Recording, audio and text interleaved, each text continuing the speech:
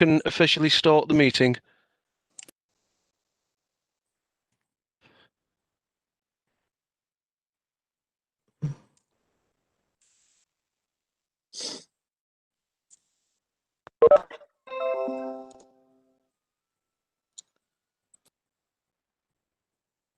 Morning, Joe. Apologies, everyone. I was having some serious issues and I had to turn my whole system off and turn it back on again, but I'm here now. Thank you. No worries. We've had all sorts of problems this morning, so don't worry. We're just waiting for the live stream, Joe, so.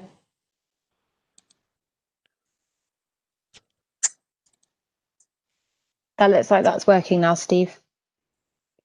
Brilliant. Thanks, Emily. Connected, yes, Chair. We are live, so if you'd like to start the meeting.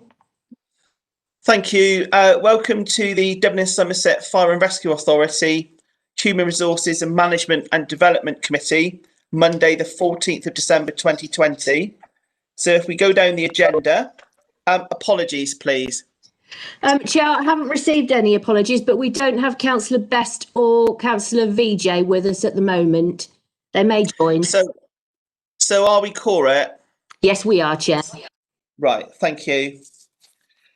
So if we move on to item 2, which is minutes, pages 1 to 4. Does anybody have any issues with the minutes at all, or any matters arising?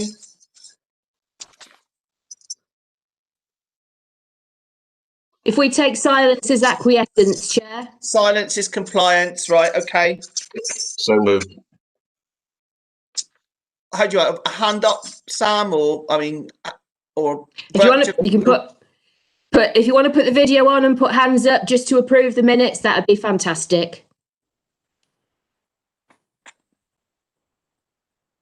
2, 3, 4. That's carried. Very much.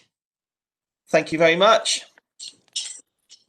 So if we now move on to item 3, items requiring urgent attention. I'm not aware of any.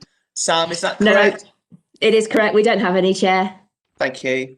So if we can now move into part 1, which is open committee, agenda item 4, which is the gender pay gap report, pages 5 to 30.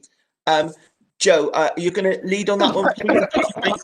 Presentation, and then we'll take some questions and points and have a debate afterwards. I think that's probably best. I presume you want to do the actual paper and the report together or separately?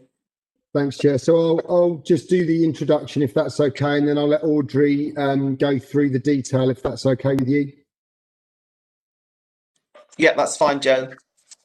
Great, thank you. Morning, members. So this is just to run through then the purpose of the gender pay gap. It's under the Equality Act 2010. Regulations require local authorities who employ more than 250 people to report with statutory calculations on the difference between the pay gap between genders. Now, what this doesn't mean is that DSFRS pays people at different rates who are at the same level. That's not the case. It's essentially the difference between calculations, and it's based around the amount of people, men and women, that we have in the service. Audrey will be able to clarify all of the other work within the document. There's a few things that are really important. Firstly, it's something that we've been working on for a long time. In our people strategy, we're doing a lot of work around reducing the gender pay gap. And we have a number of things in train at the moment. Some of the things around making sure our interview processes always have different genders and are reflective of the people that are on the being interviewed or on each panel. We have anonymous application processes for many of our vacancies. We've introduced some Black and ethnic minority staff networks. We've had our Women in the Fire Service WANS network around for a number of years now.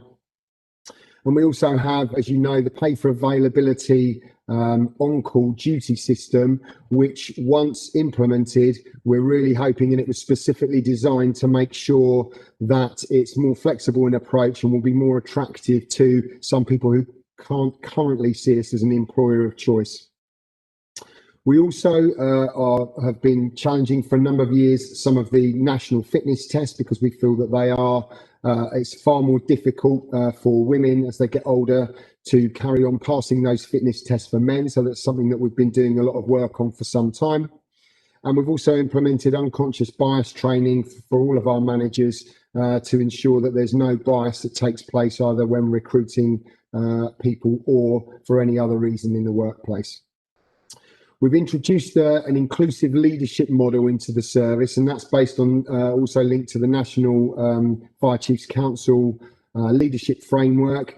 And that ensures that an inclusion is also brought into all interviews at every level now to ensure that people have a really good understanding for inclusion and understand why it's important. And we're also in the process right now of having a middle managers talent program specifically for women called Our Time, which Audrey's done a fantastic job of organising. We do it with Devon County Council and with Devon and Cornwall Police, and it's essentially a leadership program designed to help women and to sponsor women so that they can to essentially remove barriers for progression. So really great project that I'm thankfully also one of the people that's involved in that, which has been excellent. So there's further actions that are also going on. Members will be aware of our people strategy, and in our people strategy, which we have a monitoring group, there's a number of areas in there also to help get that pay gap closer together. So if that's okay with members, I'm going to let Audrey, who's much closer to the detail, has done a great job on writing this report. Thank you, Audrey, to go through the detail. Thank you.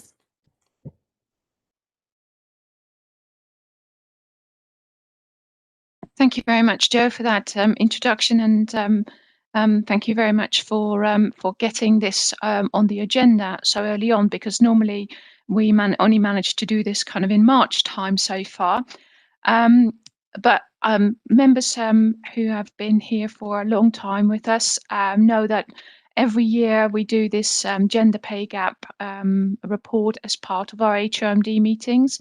The gender pay gap shows a difference between the average earnings of men and women, and this is expressed as a percentage of men's earnings. Like Joe said, this is not telling us that men and women are not paid the same for the same job, but the differences sometimes occur because of women working more part-time, for example.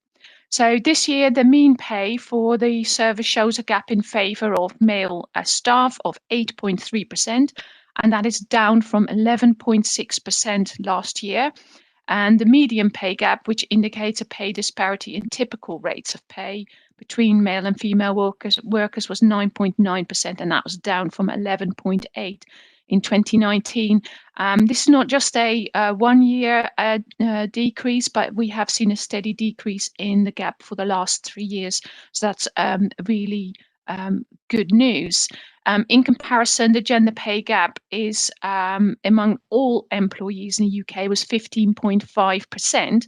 So our gender pay gap is just over a half of that. So that's really good.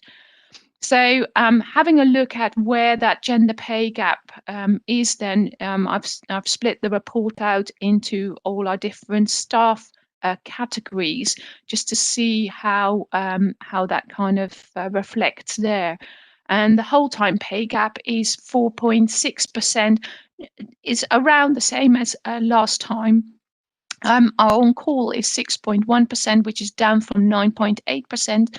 And that's mainly because of the amount of women that we got in and then moving slightly up.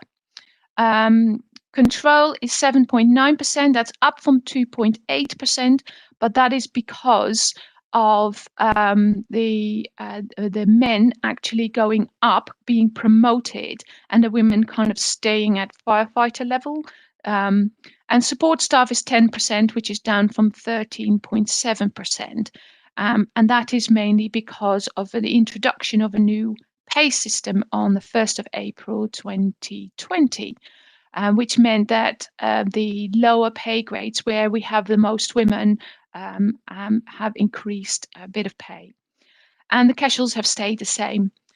Is it all right if I do the questions a little bit later at the end of my presentation? Okay. So the quartile distribution has not changed really. So that means that in that kind of way, most of the women are still at the lower pay grades. So the key issues for this gender pay gap, I mean, we know we have an underrepresentation of women in most staff categories, except for our on call. Except for control, which we have more women than men, and our Green Book staff, which is about equal. We had an increase in representation in on call, which is still going well. But some of those women are excluded from the calculations because of the methodology that we use. Hopefully, with the pay for availability system, and when all the stations will be moving on to that, hopefully, that excluding from calculations won't happen anymore. So that's a real good kind of impact from the pay for availability. So the DSF, the occupational segregation does remain an issue. So that means that women are well represented in kind of more traditional roles like control and admin roles in Green Book staff. What is noteworthy is that although in most of the roles in middle management, men and women representation is quite balanced.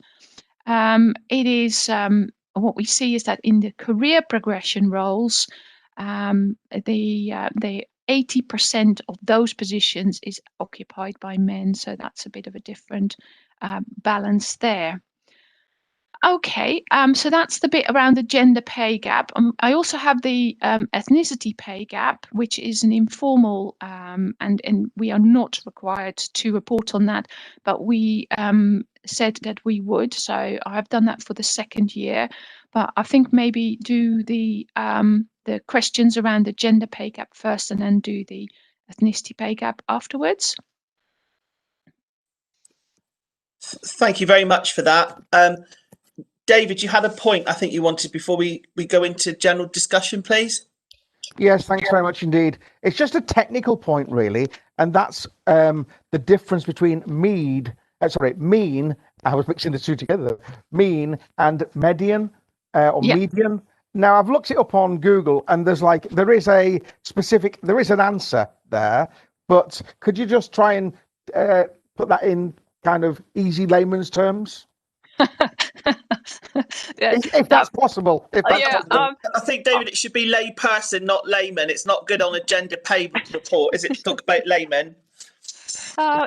It is really not easy how to do that, because the gender pay gap is also okay. Look, I'll give it a try, but I'm not sure if I'll be able to do it so that you really understand it. Audrey, do you want me to have a go? Because I've just looked it up and I think I do understand it. Okay, so great. An average for mean, David, read average, and that is where if you've got 7 numbers of different values, you add them all together and then divide by 7. Okay? That gives you the average. Now, of those 7 numbers, there will be a range from the lowest to the highest.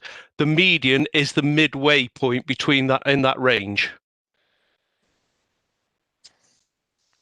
Okay, thanks, Steve. Is that clear? Does everybody else understand it now? I think so. I think so. That's fine, because the thing is, if we don't understand the basics of the report, you can't ask the questions. Yeah, you're right. Absolutely. Audrey, I mean, I'd just like to focus on 2 parts of the actual paper before we actually move on to the actual external report itself. I thought in 1.4 to seek to address the gender pay gap, I thought there was a really positive list of actions there. in terms of, the flexible on-call duty system, the inclusive leadership, things that you've talked about, but a very positive list there. The support network for BAME disabled staff, etc.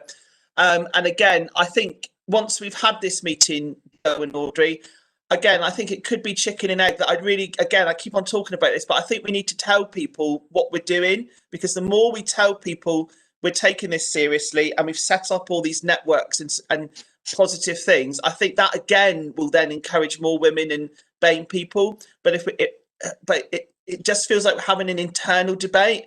I mean, I'd be happy as chair with the chair of the authority to give you a couple of lines with something from yourself. Joe, if you want to come in, please. Thanks, Chair. Just for your information, so we have had communication issues because our website wasn't as great as it could have been. We're just now in the process of designing a brand new website, which is going to have fantastic functionality, and there will be a section in there where we're going to cover recruitment, promotion. That is exactly the sort of thing that we want to do, Chair, is to make sure that we're front and centre and we're really on that. I get that, and that's great, Joe, but I'm also talking about just doing a good old-fashioned media release that we can put out. I don't know if that's possible now before Christmas, just copy and paste the bullet points with some positive stuff from yourself and a couple of members, like us, me as chair, maybe and chair of the authority, just a couple of lines, just to, really back it up, because, I think I'm still concerned. Website's great, but it needs to get on Devon Live. It needs to be on Spotlight. And maybe if we get something out now, we could get, who knows, in January when it goes a bit quiet, you can get some good comms. Joe, please. Yeah, there'll probably be a really great opportunity coming up soon, Chair, where we're looking at starting external whole-time recruitment again. So before that, Audrey will be able to give you a bit more detail. We've been doing a lot already in those areas, but I think there's a perfect opportunity to do exactly that when we start to recruit whole-time, if that's okay. Thank you. I'd just like to take us down to page 7, which is 1.7, and the section there on positive action. And again, I think it's following on from David's point, just to clarify between positive action and positive discrimination, because they're slightly different things. And again, clearly we're doing great work, but did you just want to, for the benefit of the committee, just tease that out, please? Okay, well, I'll describe it in a slightly different way. So, say for example, that you have to become a firefighter, you have to run the 100 meters in 10 seconds. Okay, positive discrimination would be to say that women only have to reach a standard of 9 seconds or 11 seconds, but men have to do it in 10 seconds. Okay, that would be positive discrimination. Positive action is if we would help the women and train them so that they could reach the 10 seconds. Does that make sense? Yes, it does. Yes, I think it's just important to tease that out and clarify that for the benefit of anybody who sees this. Do we have any more questions on the committee paper? If then, I'd like to move into the actual report itself. You've got myself and. Oh, sorry, I can't see any hands on this format. So, if you'd like to come in, please.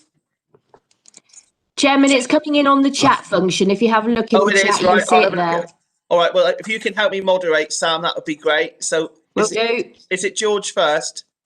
George and then Peter. Thank you. Thanks, Chair. I was also going to ask about paragraph 1.7 and the whole-time recruitment that we're going to embark on soon. Can I?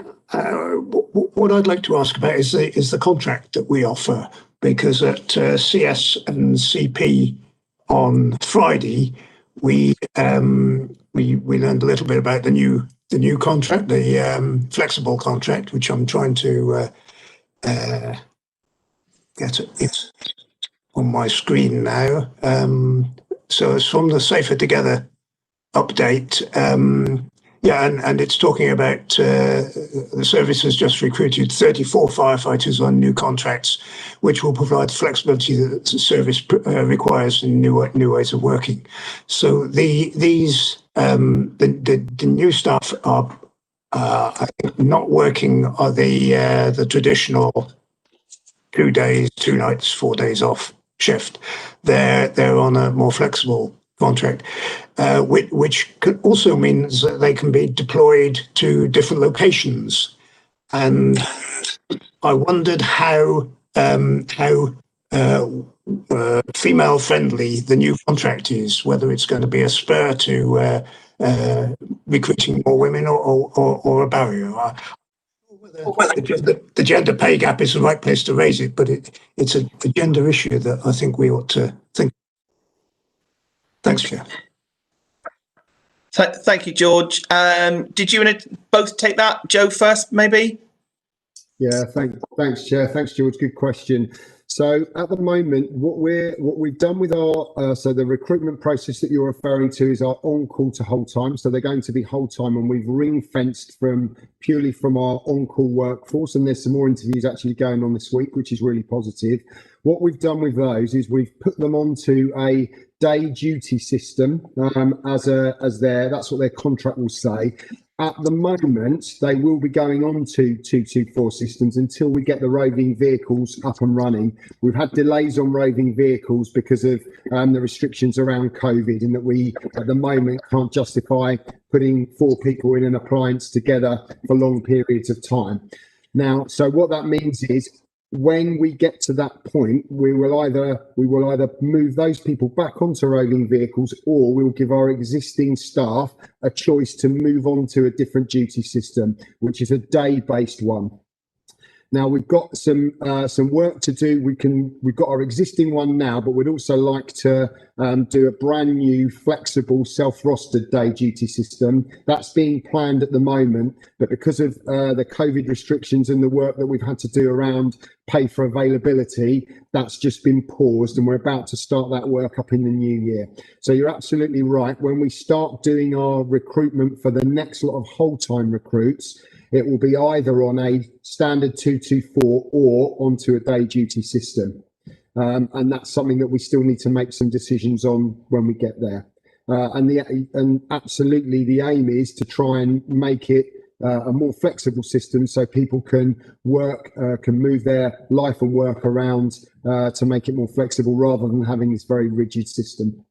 Audrey, I don't know if you had any more detail on that you wanted to add.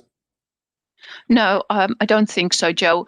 With this, we're all very much individuals, and even though it may, from sitting from behind where we are and thinking, okay, this may be, more helpful for women, it may be more helpful for men as well.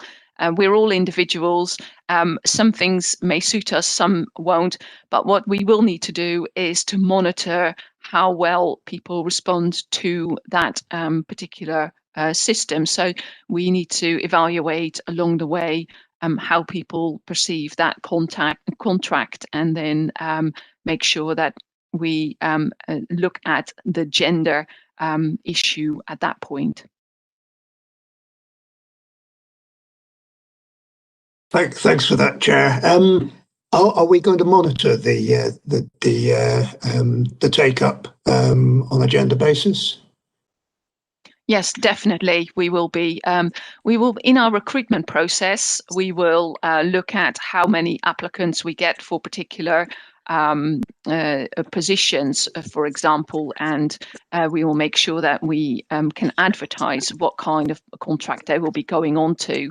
And within our on-call to whole time, we will be monitoring how satisfied people are with the contract, and how much, how it has affected their work-life balance. So thank you for that. I think, George, as well, we might be looking at the gender pay gap today, but I think, it's certainly something that we as the Human Resources Committee need to keep a very close view on. So maybe this was the item 5 that we were looking for, Joe, in terms of putting the agenda together, but we've got next time now. So have we got David next, please? Thank you very much indeed. I've got a question and then a comment. First of all, just to see if we know yet, and it might be too early days, where do we sit alongside, where do we rank alongside other fire and service rescue services, or are the figures not been published yet? Okay, not all fire and rescue services will have published their figures, but it's a very interesting question. I can have a look at where we are. I haven't, to be honest, because I know that different fire services calculate their figures in different ways. So there is no standard way, although it sounds like there should be, because of how people record hours, how they record pay, and how they exclude certain groups, include other groups. It is very difficult to say, yes, we are exactly there or we are exactly there, but it is possible to have a look. I think we're probably somewhere in the middle, but I can check that. But basically, we would be comparing apples with oranges. We wouldn't be comparing the same, really. Yeah, we're probably comparing gala apples with russet apples. Okay, yeah, no problem. And then one comment, and I don't know if I'm reading the data correctly, or you can tell me if I'm wrong. So on page 15 of the report, casual workers, we've seen a huge drop there in the difference from last year on the hourly rate, 21.9% down to 6.2%.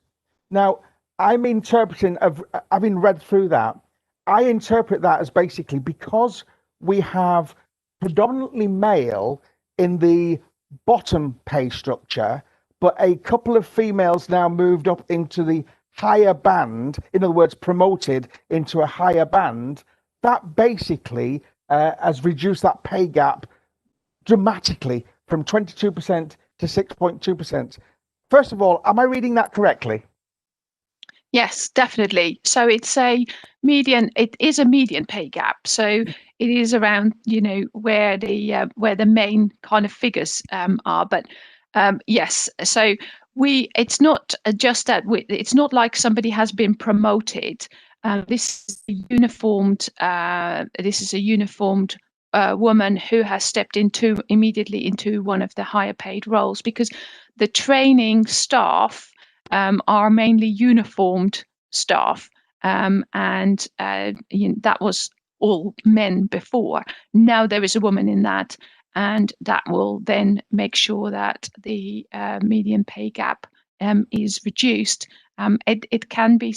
It is sometimes, especially because when we're looking at it, this is 88 people, so it's not a lot of people where you have to do that calculation on. So one or two can make a massive difference on that. So that's where that comes from. Thank you. Which is so if we kind of evaluated those numbers up, basically, if you had, let's say, for example, so 90, 180, 360 male staff at the entry level work levels, so they're basically lower financial requirement where their pay is, but we have, let's say, 5 women come in at higher positions, significantly higher, you would automatically see a pay gap on the median, basically be much closer than we see at the moment, even though it would be hugely different in as much as you could have 360 males employed and only 4 females. Of course, this could be the other way around as well in numbers, but that would actually bring your numbers to something like parity, wouldn't it? using the formula that we've got. So all I'm trying to say is mathematics are a wonderful thing. Yeah, you can make them make whatever you want. Ask my accountant. 2 + 2 = 27, as far as he's concerned. But that's all I'm trying to demonstrate. Yeah, and that's what the issue sometimes is about the gender pay gap in general. Does it actually tell us something that is really helpful for the organization. And that's why I've split it out in groups so you can kind of see where that is. But in this case, we've seen more men in the bottom quartile than we had before, and a woman in the top quartile, which brings that average together, or that brings that median together. So, and that's where this comes from. And like I said, sometimes small changes in actual people can make a massive difference in the statistics of it. Thank you very much indeed. Thank you very much. Peter, you're next, please. Yeah, it was just a basic one around occupational segregation. What we're doing as a service. It's a tricky one, isn't it? Because this is about perception, and some jobs are more suited to certain people, whatever gender. I'm just wondering, will we ever be able to change that perception? What are we doing as a service? Thank you. Okay, well, we're definitely doing something as a service. I know nationally there's lots of stuff going on as well, not just in the fire sector, but and around technical jobs and stuff. So we see adverts around that. But what we do nationally, what we do as fire service, but also like nationally as fire services, is to show women in firefighting roles, and campaigns go out, and there is advertising and all that sort of thing. So we're definitely showing that. So we try to make sure that in any of our recruitment pictures there is women, but there's also people from a different minority backgrounds, for example, so that people can actually see and recognize somebody that looks like them in the roles that they might be interested in. And of course we do have a go days, positive action events, to make sure that women suddenly get triggered, and it's like, oh, this is something that I could do. Thank you, Joe. Do you want to come back in, please? Yeah, this is a really, really good question, Peter, and I think so Audrey's given a really good example of what we're doing from a service perspective. Nationally, with the National Fire Chiefs Council, it's really about making sure that there's a lot of women role models being seen and in really strong positions. So thankfully, we are now having some fantastic chief fire officers who are women and have taking centre stage in that, and making sure that they are. So I don't know if you're aware of Sabrina Cohen-Hatton, who was on Desert Island Discs and has written a book, and actually she's really being pushed forward through the Fire Chiefs Council, so that people can see a really positive female role model. And there's a lot of other work going on around that to make sure, through the National Fire Chiefs Council leadership framework.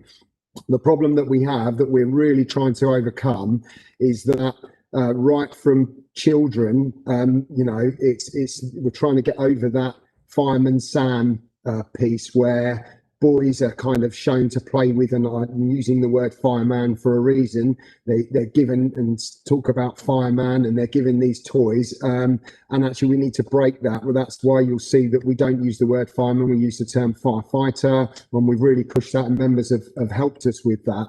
But we are fighting against years and years of gender stereotyping, and that's something that we have to break through what we're doing ourselves and nationally. It's very difficult. It's not easy, but we're doing everything that we can. Thank you. I think you're absolutely right, Joe. I still think we're going in the right direction. The figures from 11.6 to 8.3, for example. But clearly, this is a journey rather than a destination, and I think we shouldn't perhaps underestimate, because of all the cultural and social issues. It could even take maybe a further 10, 15 years, if not longer, to actually get us where we need to be.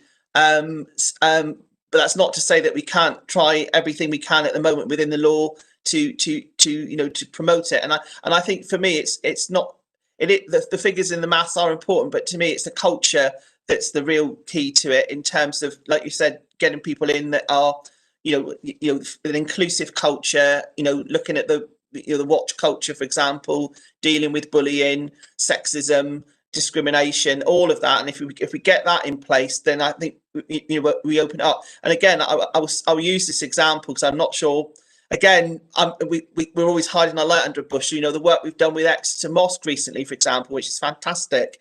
But I seem to be the only person that seems to know about it because we don't talk about it anywhere, which is a shame. So again, I think that will bear fruit in time. That will grow and develop, and there's all sorts of positive stuff that's going on.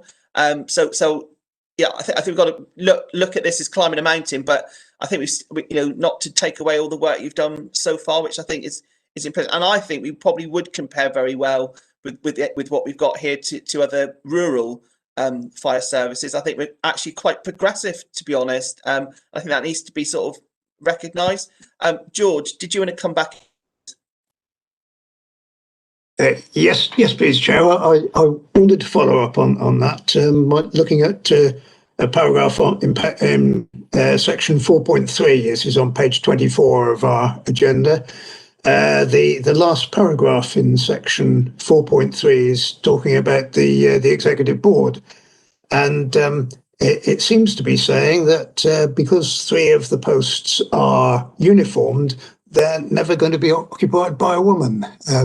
Now, Joseph pointed out to us that there are women CFOs, so I was just wondering why it's seen as so unlikely that there will ever be one of our EB uniformed members a post occupied by a woman.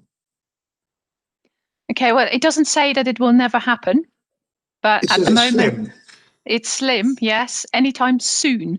So yeah, it is at the moment. We've just had a new board as well. Before that will change, I can see that will take a few years. And as far as I can see, there's nobody in the pipeline for any women, other than if we go externally.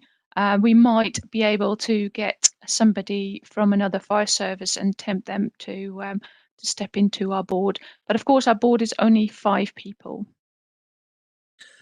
Just yes, on that, sorry. No, sorry, Chair. I accept that at the moment we may not have anyone in the top echelons about to challenge for one of these posts within DSFRA, but we are obliged to advertise externally for these posts, aren't we? So it is conceivable that we could have a woman occupying one of the uniformed EB posts. Joe, did you want to come in on that one, please?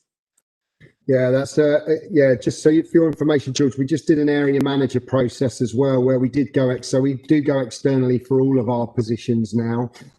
We did have some women that came through and unfortunately didn't quite make the grade. For the process I've just been through for an executive board, there was a woman who was shortlisted but unfortunately pulled out just before the interview process. So we do try really hard. We do try and make sure that our packages are attractive for people, and we do we're an inclusive service and do our best. Unfortunately, the problem that we have, and that's the purpose of the hour time process that we're doing at the moment, we have realized that there are barriers to progression. There are reasons why women for some reason don't seem to get as promoted on a proportional level the same as men. And actually we did some research last year where we asked the University of Exeter to look into that for us, and they came back and gave us an excellent report last year about what some of those barriers were, and we've now started to incorporate that into our people strategy and our promotion processes. So it's something that we're working really hard on. We know it's something that we need to improve, and we'll certainly take that feedback. And I'd just like to say as well, George, I mean, certainly with my chair of human resources hat on, through the recent recruitment processes, I have regularly and repeatedly sort of insisted and encouraged that we do have female candidates as part of the mix. And unfortunately, one did get to the latter stage. And if I may say, I think the reason why she pulled out is her authority got wind that she might be leaving, and I think they improved her pay and conditions, so she stayed put. So it wasn't a negative reason why she pulled out of the process. It was actually a positive reason. It wasn't that she was put off by us as an organisation or anything like that. It was just the fact that you know, they wanted to give it. I think the term is golden handcuffs, isn't it? I think it's the right phrase to say. So she was obviously a very good candidate, but you know, I guess with the pandemic and everything else, perhaps she decided to stay where she was. But I do think we do have a duty as elected members to keep on pushing for that, because it is right, and carry on, you know, looking externally as well for all the reasons you've talked about. But we did try very hard, and hopefully next time around, you know, we'll do the same again, which I'm sure we will, because I think it gets some new blood into the organisation anyway. So hopefully, George, as vice chair, that gives you a bit of assurance. Yeah, that's fine. Thanks, Chair. Thank you. Thank you. Now we're actually in the body of the report. I'd just like to touch on 3.3, which I think goes to the actual crux of the report, which is on page 17, I think. Did you want to just talk us through those sections, please? The key issues. I think there's some different data here that wasn't captured perhaps in the committee report that goes into a bit more detail. Did you want to just touch on anything that we haven't covered from the previous report, please? Just having a look at it, I think the first 3 bullet points we kind of covered. Yeah, So, I'm thinking more about maybe the issues around COVID, for example, that are mentioned. oh yeah, okay, yeah, sorry. In the committee report, so it's my fault for not being clear. Yeah, no, I understand. So we had a look at nationally to see what they were saying around COVID, because of course COVID could have a massive impact on your gender pay gap, and they are fearing that it will have. But of course, the lockdown and the major impact only started 7 days before the data for this report came in, because of course this report was on the 31st of March. So in this report, it doesn't have much of an impact. But we don't think, or I don't think personally, that it will have a major impact, because we protected pay. We didn't furlough anyone. So in that kind of way, our staff were pretty well protected. And I don't think it will have an impact. But on a national scale, it will have, because we've seen that a lot of the retail and hospitality people got furloughed, which means 80% pay. Or got made redundant, and that's definitely happening.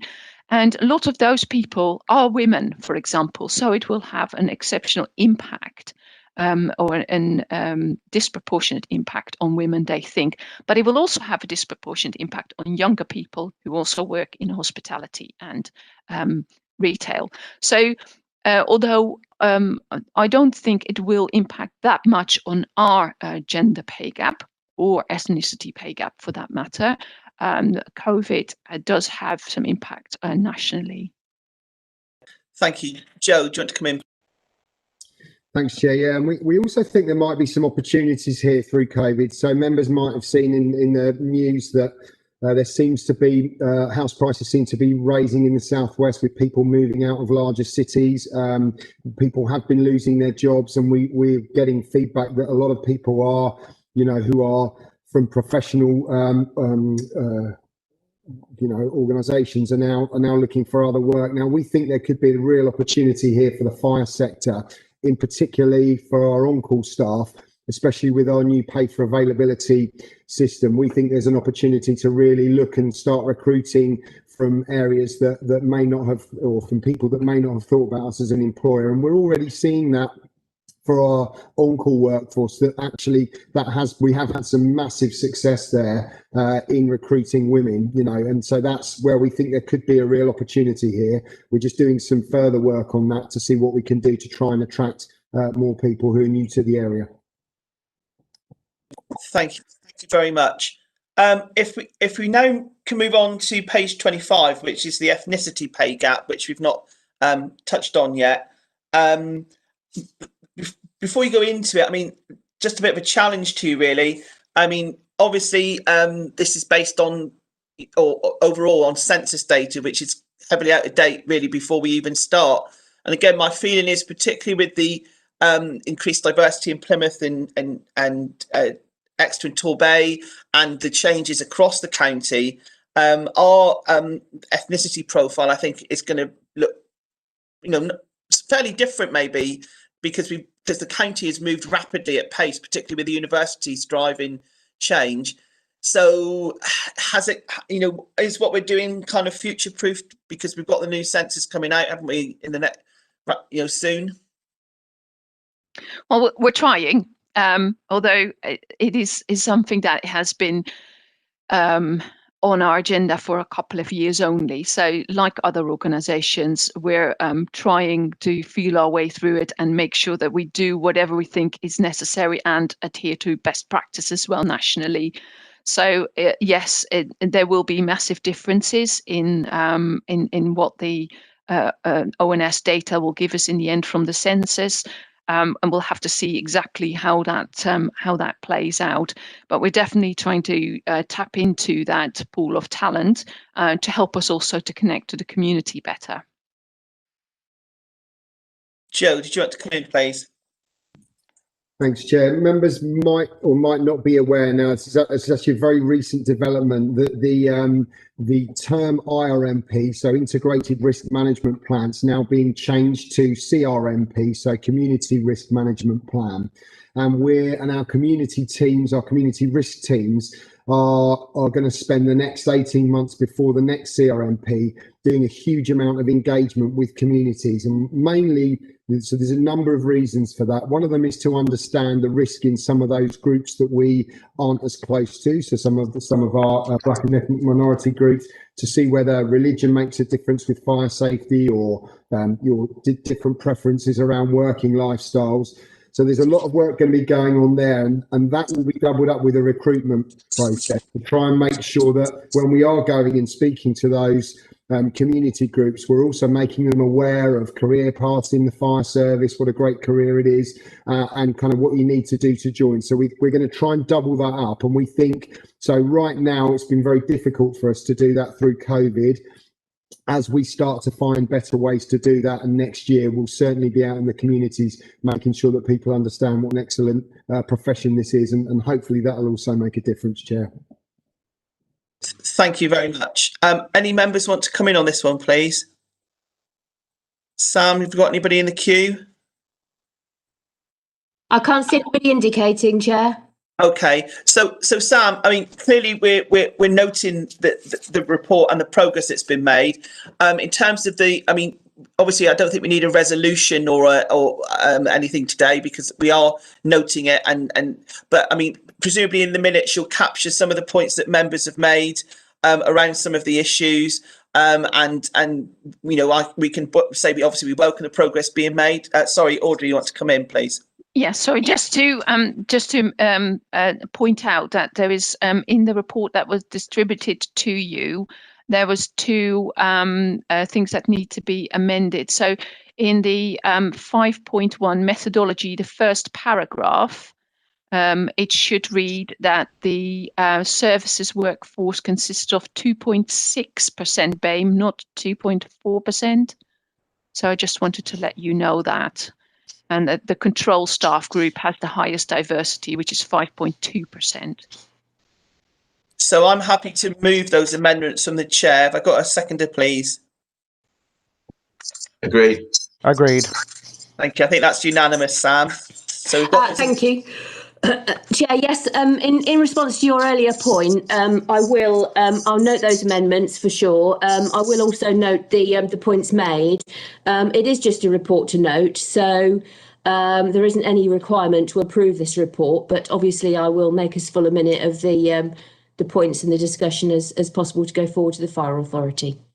Thank you. And I mean, I think there were some things to follow up, particularly from what George raised as well in regard to operational matters. So I think we'll note that as to come back later. And maybe an action point, if members are happy, is that we do some proactive comms work. Maybe now, perhaps after Christmas, because we'll get mixed up in the Christmas period. But particularly to highlight in the report the 1.4, which is the actions.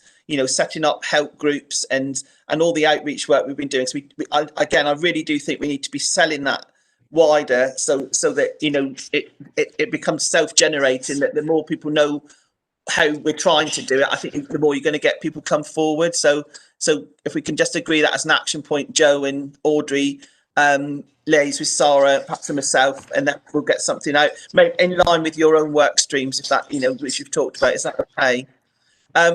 Thank you. Members, do you have any further points at all, or anything else you want to raise at the moment? No? Okay. Well, as chair of the Human Resources Committee, I'm going to wish you a happy Christmas and a good New Year. I know we've got a fire authority meeting on Wednesday, but I suppose I better not miss the opportunity to wish you all a good one, just in case some of you aren't actually there on Wednesday. So thank you very much. I think that concludes the meeting. And if I don't see you on Wednesday, we'll see you in the new year. Thank you very much. Thank you. Thank you, Chairman.